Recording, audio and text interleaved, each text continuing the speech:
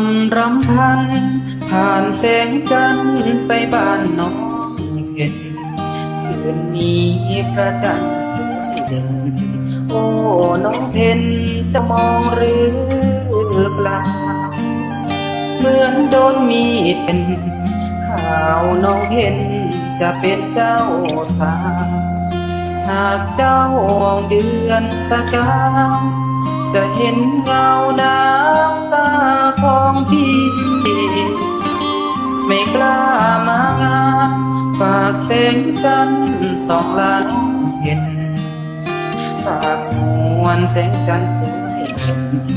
บอกน้องเพ็ญเจ้าจงโชคดี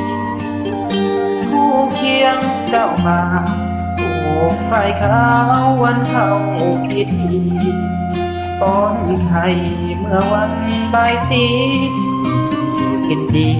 พี่ขอไว้ชัย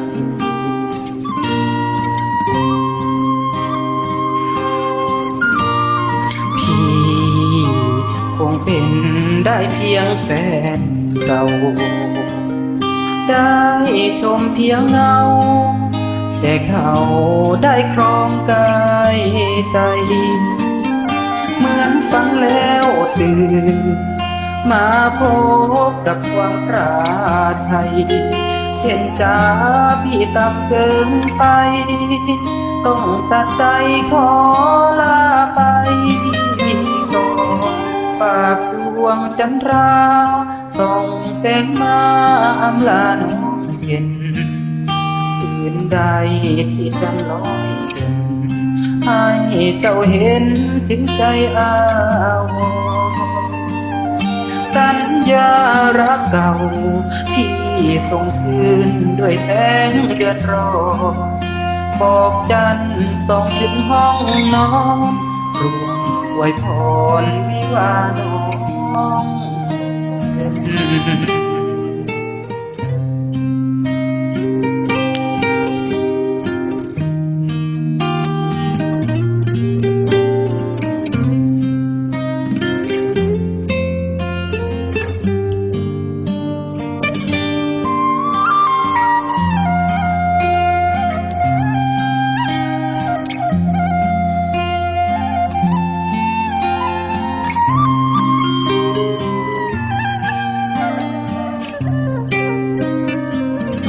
ฝากดวงจันทรา